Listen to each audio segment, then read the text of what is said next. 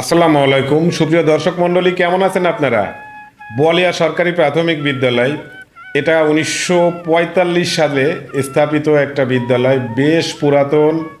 এবং এই বোয়ালিয়া ও বোয়ালিয়ার পাশে আরেকটি গ্রাম বাসুয়াড়ি, এই দুইটি গ্রাম দহকুলা ইউনিয়নে অবস্থিত এবং এটা বাঘারপাড়া উপজেলা ও যশোর জেলায় অবস্থিত। এই যে বিদ্যালয়টি, ওইটা হচ্ছে বোয়ালিয়া ও বাসুয়াড়ি নিম্ন মাধ্যমিক বিদ্যালয়। এবং এই বিদ্যালয়টির একটি নান্দনিক ভবন আপনারা দেখতে পারছেন প্রিয় দর্শক, এবং সামনে খেলার মাঠ। তো আমরা আপনাদেরকে এই বোয়ালিয়া গ্রামের এই অবকাঠামো, এই স্কুল, এই প্রতিষ্ঠান থেকে শুরু করে তার আশেপাশের যে বাড়িঘরগুলি আছে এবং যে ক্ষেত খামারগুলি আছে, উন্মুক্ত প্রান্তরগুলি আছে, সেই ছবিগুলো আমরা আপনাদের সামনে এখন ভিলেজ স্কাইলাইন টিভির পর্দায় তুলে ধরার চেষ্টা করছি। তো আপনারা আমাদের সঙ্গেই থাকবেন এবং কিছুটা সময় আমাদের সঙ্গে আনন্দের সঙ্গে উপভোগ করবেন। কবিতা বলো মিঠু, তুমি একটা। ওকে ভাইয়া। জ্ঞানী হবে অপমান, গুণী হবে দোষী, সত্য যাবে নির্বাসনে, মিথ্যা হবে বেশি। লজ্জা উঠবে আকাশেতে, শরমে খাবে ধান, যাতে উঠবে অজাতেরা, থাকবে না আর মান। জ্ঞানীরা চুপসে যাবে জ্ঞানহীনদের কাছে, কথাগুলো বিদ্বানেরা সত্যি বলে গেছে। দর্শক, আমাদের সাথেই যুক্ত থাকুন ভিলেজ স্কাইলাইন টিভির সাথেই। দর্শক, এখন এই যে বোয়ালিয়া বাসুড়িয়া নিম্ন মাধ্যমিক বিদ্যালয় আপনাদেরকে আমরা ড্রোন ক্যামেরার মাধ্যমে দেখানোর চেষ্টা করছি। আমাদের সাথেই যুক্ত থাকবেন পুরো ভিডিও জুড়ে। ভিডিওতে মূল দুটি গ্রামের সমন্বয়ে আজকে আমরা দেখাতে চলেছি খুব সুন্দর সুন্দর কিছু দৃশ্য। ভাইয়া, আপনি আমাদের সাথে আরেকটু যুক্ত হন।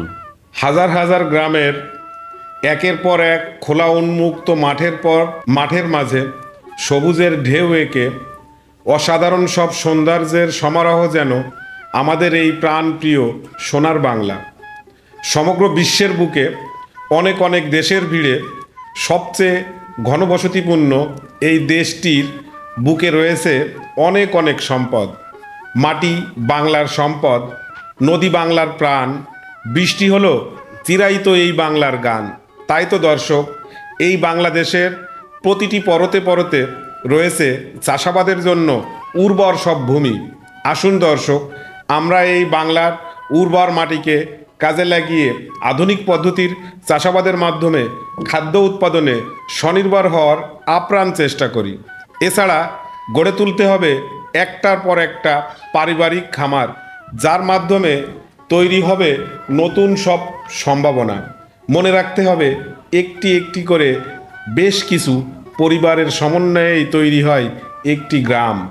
কাজেই পরিবারগুলির উন্নয়ন মানেই এলাকার উন্নয়ন, আর এভাবেই গড়ে তুলতে হবে স্বনির্ভর আত্মপ্রত্যয়ী এক স্বপ্নীল বাংলাদেশের। প্রিয় দর্শক, আপনারা যারা ফেসবুক থেকে ভিডিওটি দেখছেন তারা অবশ্যই ফলো বাটনটি চেপে দিবেন, তাহলে পরবর্তী গ্রামের ভিডিও আপনাদের কাছে সবার আগে পৌঁছাবে। আর যারা ইউটিউব থেকে দেখছেন তারা অবশ্যই সাবস্ক্রাইব করে যেতে ভুলবেন না।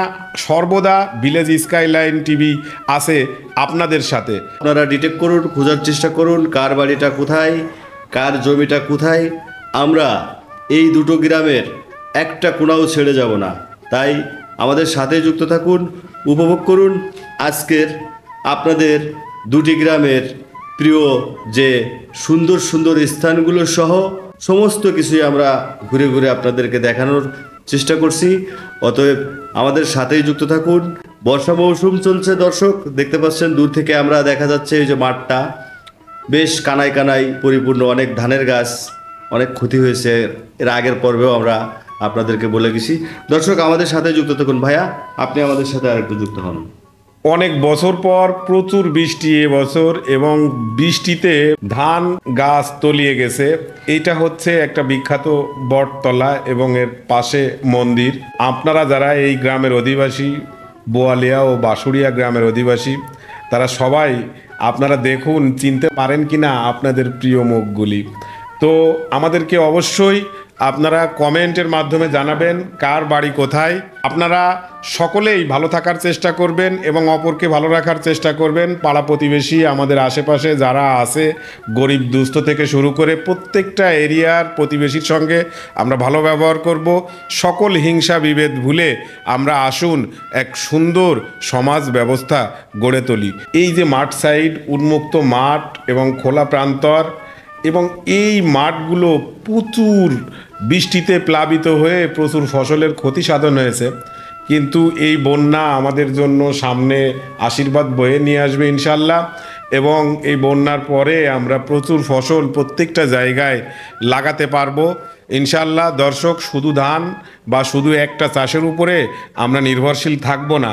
আমরা যখনই সুযোগ পাবো আমরা চেষ্টা করব ভালো ভালো ফসল ফলানোর জন্য। চাষি কবিতাটার নাম। চাষিকে কেউ চাষা বলে করিও না ঘৃণা, বাঁচতাম না আমরা কেহ ওই কৃষাণ বিনা। রৌদ্র পুড়ে বৃষ্টিতে ভেজে ভেজে দিন বা রাতি, মোদের ক্ষুদায় অন্ন যোগায় চায় না সে যশ খ্যাতি।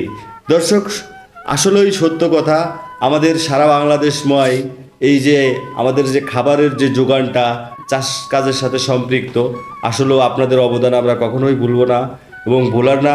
আসুন আমরা আসলে মিঠু, আগে ছিল একরকম, কিন্তু এখন আমাদের টোটাল জনগোষ্ঠীকেই একসঙ্গে উৎপাদনমুখী হতে হবে। প্রিয় দর্শক, প্রচুর সম্ভাবনা থাকা সত্ত্বেও প্রিয় মাতৃভূমি বাংলাদেশের মূল সমস্যা অধিক জনসংখ্যা। এত মানুষের ভরণ পোষণ থেকে শুরু করে আশা আকাঙ্ক্ষা মিটিয়ে সামনে এগোনো আসলেই কঠিন। প্রিয় দেশবাসী, আমাদের এই বাড়তি জনসংখ্যাকে জনসম্পদ করে গড়ে তুলতে হবে। তরুণ থেকে শুরু করে যুব সমাজের প্রত্যেকটি নারী ও পুরুষের কাছে ভিলেজ স্কাইলাইন টিভির পক্ষ থেকে একটাই দাবি, আসুন আমরা দক্ষতা অর্জন করি আর উৎপাদন থেকে শুরু করে নানান ক্ষেত্রে সঠিক দক্ষতা ও পরিশ্রমী এক সময় আমাদের পৌঁছে দিবে অর্থনৈতিকভাবে স্বনির্ভর রাষ্ট্রের কাতারে।